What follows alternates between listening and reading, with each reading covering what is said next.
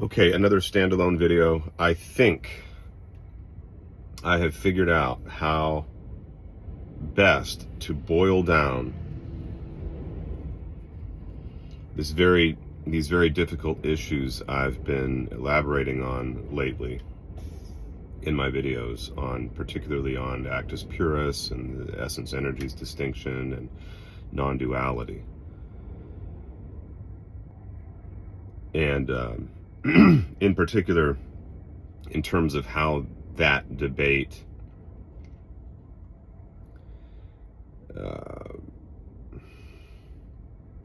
is relevant to a point I've been long and laboriously making about how there is still a distinction between God and his creation. There's still a fundamental distinction between God and his creation.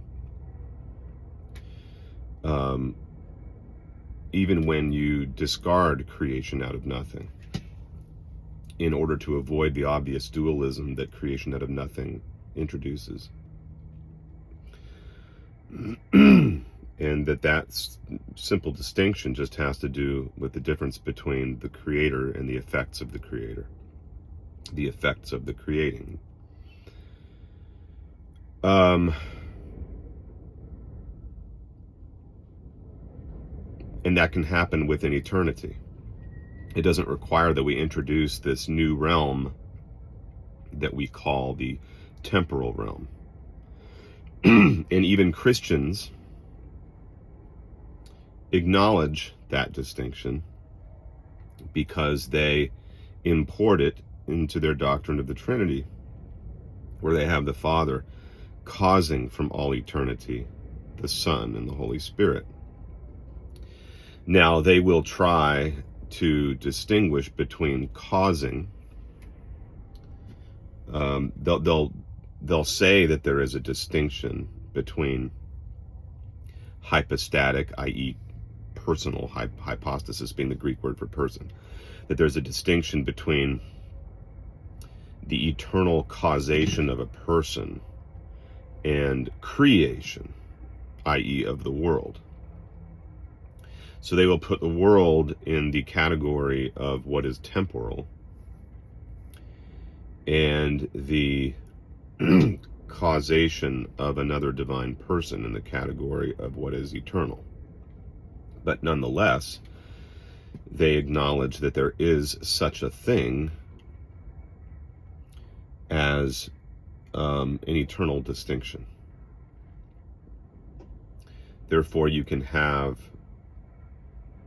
maintain the coexistence of different persons, Father, Son, and Holy Spirit, or the eternal distinction between different things, i.e. Nature or essence, energy, and person. That's a Trinitarian distinction. That's not a distinction in my philosophy. I'm just explaining how they go about it. For me, there is only one divine person. There are not a multiplicity of persons.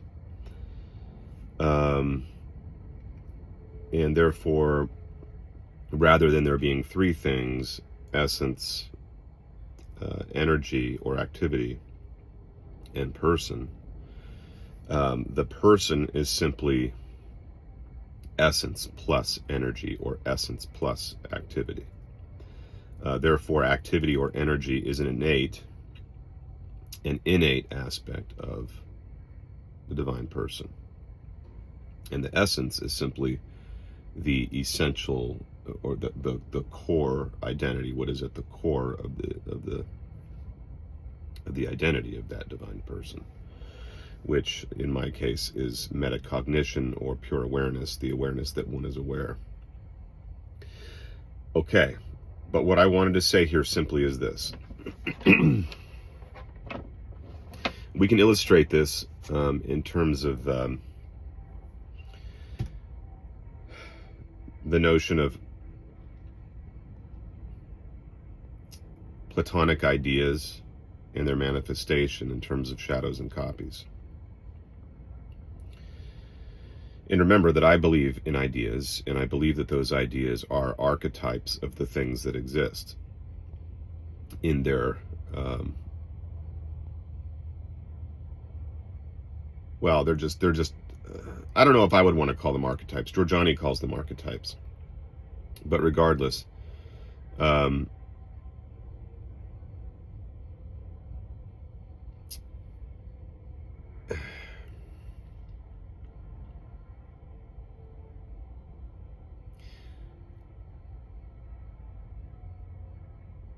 okay.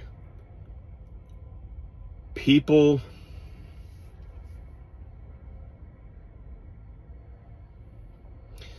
it is nearly impossible for most people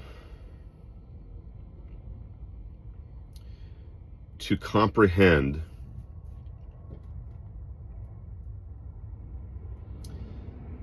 the notion of eternal distinctiveness.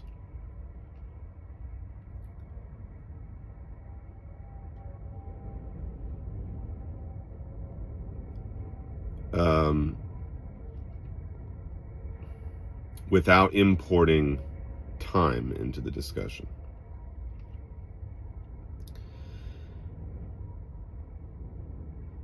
So, the Christian does this a lot.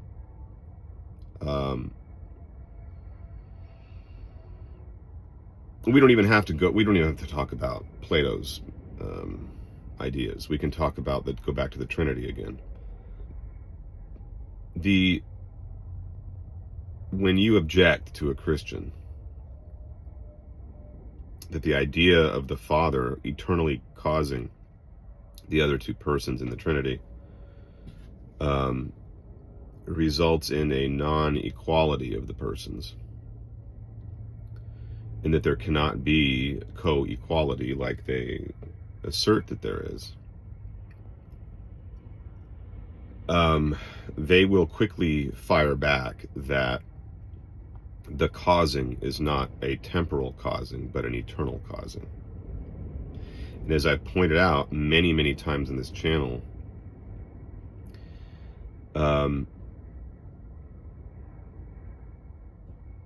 it is utterly meaningless to import the idea of causation if you're going to then nullify its implications by pointing out that it's not a temporal causation.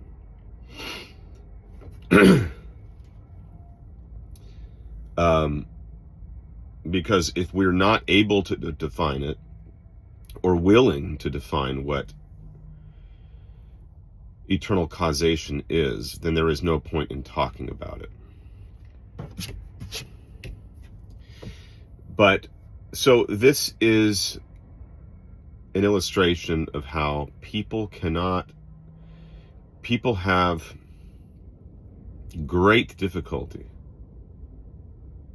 thinking in terms of eternal distinctiveness or eternal difference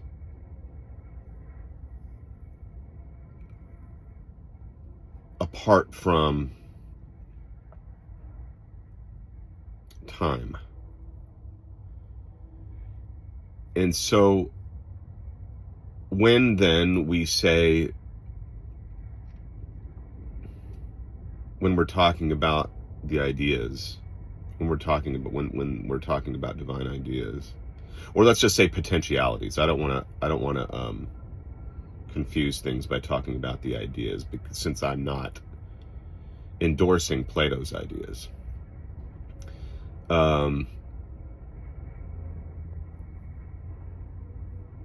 Let's just talk about potentiality. There are these potentialities in God, infinite potentialities.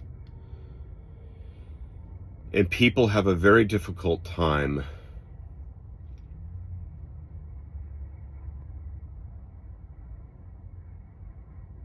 distinguishing between potentiality and actuality without thinking in terms of time. So we we almost want to say, and you can see it in the way people talk about it, even though they won't explicitly say that there is a time factor. People want the way they unfold their thoughts about the subject betrays the fact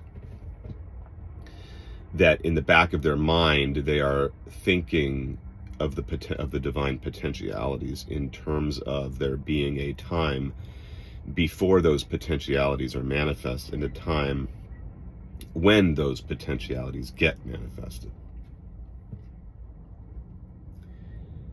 But that would be to subject God to time, which we can't do. Otherwise, he's no longer God. He's subject to something higher than himself. But the minute you make that point to someone, they will say, "Oh, well, then you're speaking in terms of quote unquote simultaneity," which is another time reference, right? You're thinking in terms of simultaneity, which would mean that there's no distinction at all between God and the world.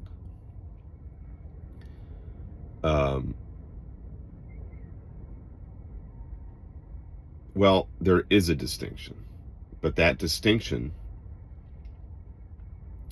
is not a distinction, and here now we're getting to the real essence of the matter. The distinction is neither a dualistic one having to do between this fictional dialectic between a temporal realm and an eternal realm. So it's not one having to do with time or time's relationship to eternity, nor are we talking about a difference of substance. So we're not talking about two different substances. That would also be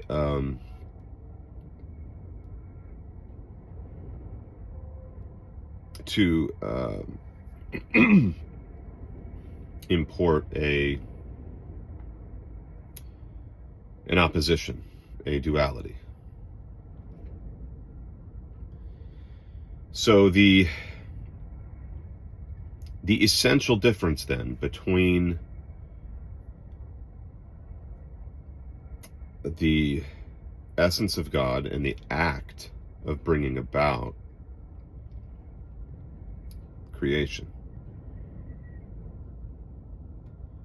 is not that God is bringing about a new substance from within himself.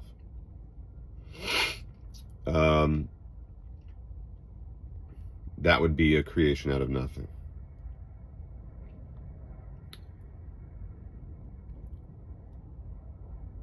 It is a distinction within the eternal experience of God, so there's no time here whatsoever. A distinction within God's eternity, within divine experience and divine consciousness, between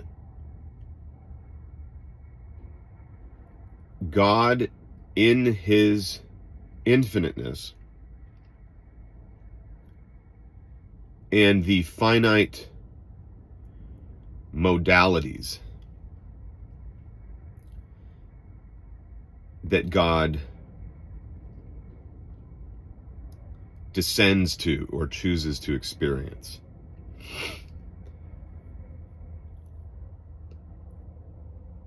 So,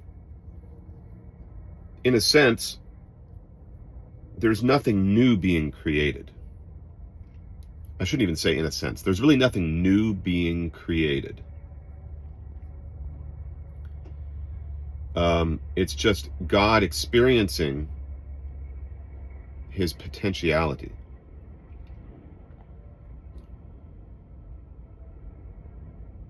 In a finite modality, which causes the potentialities within God to appear differently to these finite instantiations of him, which are just a manifestation of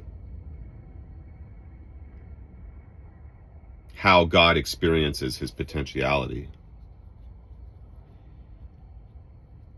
through those finite modalities. That's really the best way I can put it.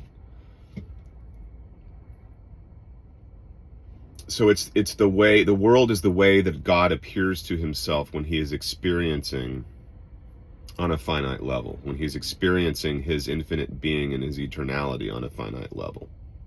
So infinite and finite do not represent a fictive eternal realm and temporal realm.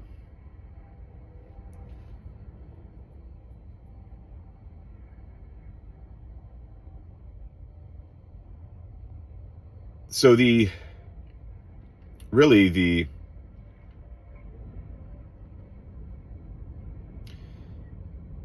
finite modality of God's experiencing is what we would call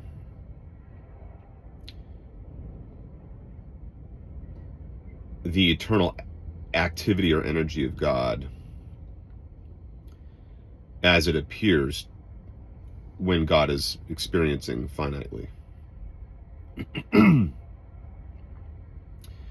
It is a certain modality.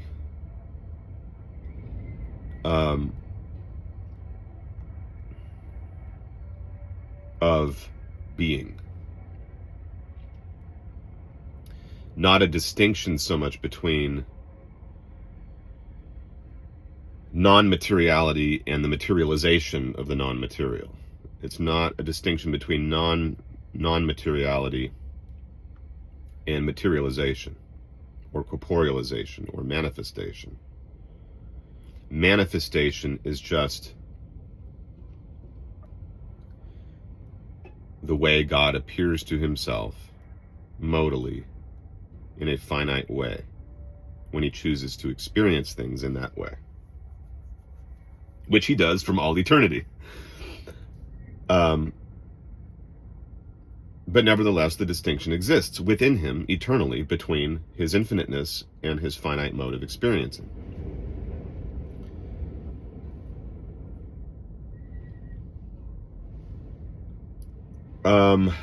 And so, because Christians, not just Christians, but human beings in general, which is why I find myself disagreeing with certain points, even within various non-dual schools, and accusing them of ultimately subscribing to a duality, even when they're not aware of it, is because people explicitly or implicitly are constantly giving in to the temptation to make these fundamental distinctions, to think of to think of distinction in its most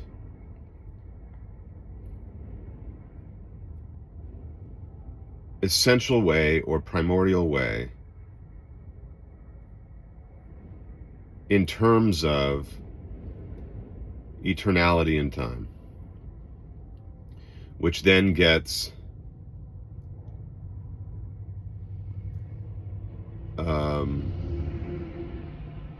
transported into discussions about the difference between manifestation and non-manifestation, such that you then have the duality between non-existence and existence, or the duality between non-materialization and materialization, which gets us creatio ex nihilo, which I've critiqued to quite a degree here on my channel, so I won't go into that again.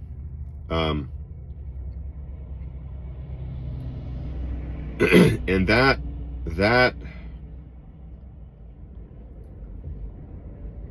manifests itself in the Christian discussion in the way I already described earlier in this video, but it also manifests the problem in another way when you talk to Christians, and that is Christians who believe in the ideas, that there are these eternal ideas that get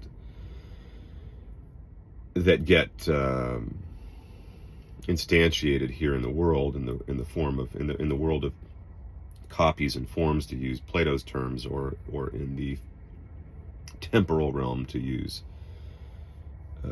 Christian terms.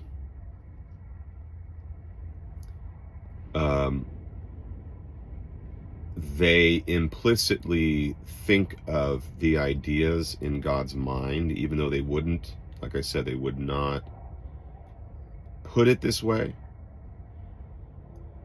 But they are forced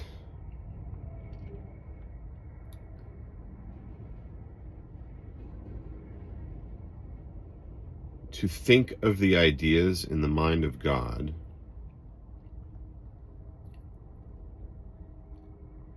as things having an almost semi-autonomous existence within God from all eternity. The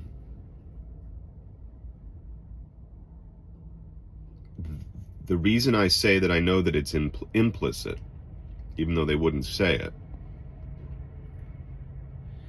is that the alternative is to say that the ideas have no autonomy whatsoever, which would be to say that the world is an extension of God, which would be to overthrow the doctrine of creation ex nihilo. So you almost have to assume a kind of autonomy, while at the same time espousing the idea that they are God's ideas. They are also having to say that these ideas are semi-autonomous, if not autonomous, and that God is just using them as tools to bring about